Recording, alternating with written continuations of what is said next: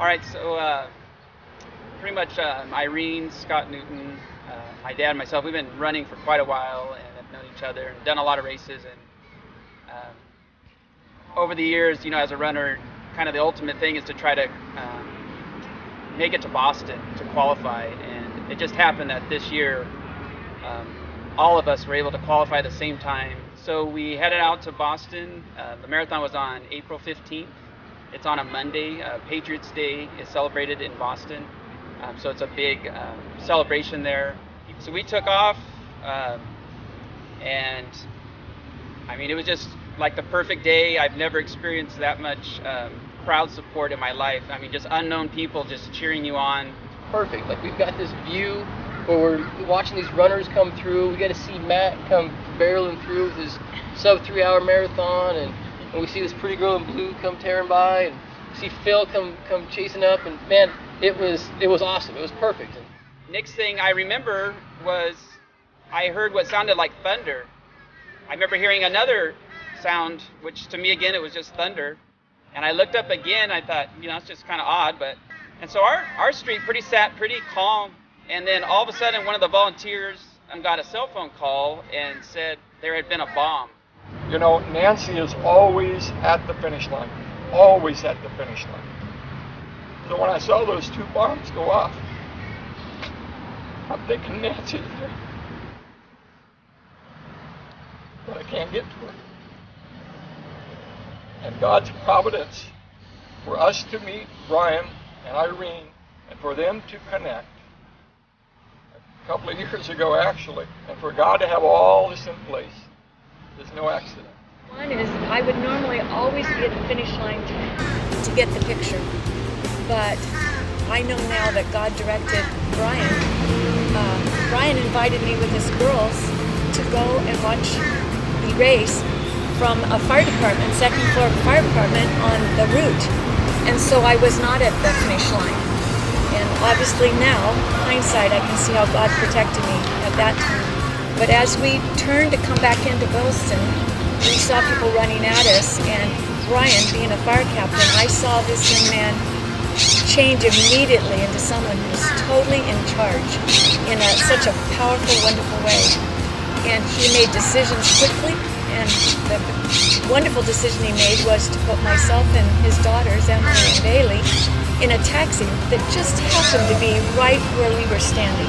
To me, I said, Emily and Bailey, you're going to hear me pray in a way that you probably haven't seen before. We're not going to close our eyes, but we're just going to cry out to God right now. And we stopped and we just prayed, and that poor taxi driver, he got to hear a spiritual revival in the backseat of his taxi. And we prayed that God would allow Brian to find Irene and Phil, and they'd be okay. So I called Brian immediately, and my phone didn't work. They had shut service off. And so then I really started to panic, because that's exactly where Brian and the girls were going to be going. And so I just went down an alley, and I was just by myself, and I was finally able to call Brian, and didn't know where the girls were.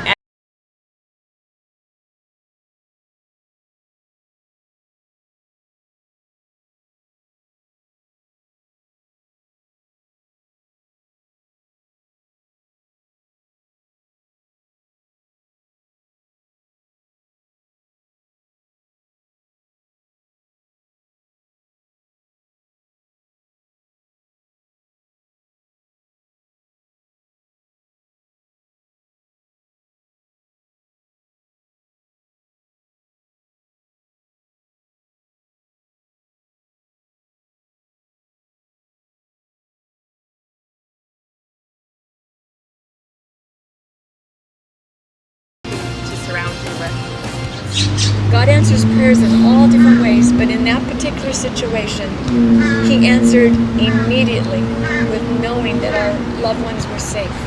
And I think of the verse Proverbs 3, 5, and 6. Trust in the Lord with all your heart.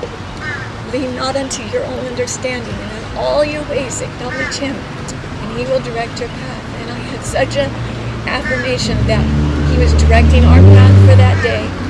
and his hand was on us. But at Boston, you have 26.2 miles of adrenaline.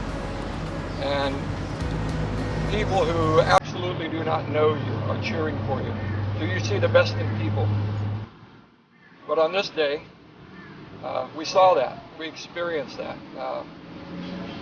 Greatest race I've ever ran in. But on the other side, we kind of see the worst in the world. So you see the good and you see the evil. And God allows us to be in this world. We're to be involved in the world. And myself being right down the street from where the bomb occurred, you got to see the panic in people's faces. You saw the terror that comes on people when evil strikes.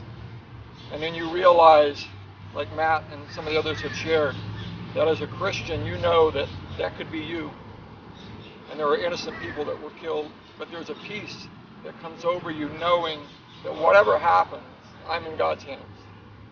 And one day will be my day to be with the Lord. And I'm good with that. I'm okay with that.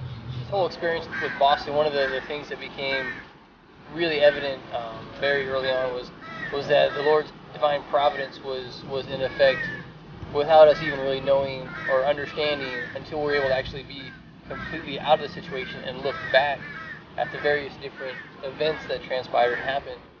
And I think I speak for everyone when I say that I stopped believing in coincidences a long time ago. Understand what his voice sounds like. Understand who he is, because sometimes his voice it presents itself as the voice of a young lady asking if we could go around the block instead of barreling through. Because had we gone straight down, then we would have been right between the two bombs. So that was, if I could encourage folks, it's not your plans. Be flexible and understand what the Lord's voice sounds like. Take time to hear the Lord speaking to you, because He'll speak in different ways. And if we're not ready to hear that and receive it, you'll miss it. I don't believe in accidents. I quit believing in accidents quite a few years ago. God's hand is on us, and He protects us and He guides us. And yes, someday He may remove His hand, and we may taste that evil that was there at Boston. But until that time, I don't want to be in any other place than where God is. Moses said at one time, he said, God, where you're going, I want to go. But if you're not going, I'm staying right here. And that's exactly how I feel.